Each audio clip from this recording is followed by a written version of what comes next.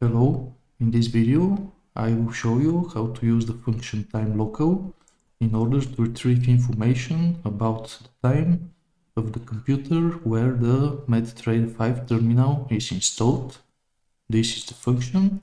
I'll save this information into a variable of the datetime type, and I want to print this information as a string, converting time to string, displaying the date and the minutes.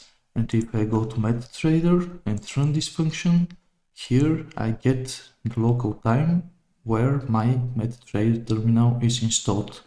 Thanks for watching, and I'll see you in the next video.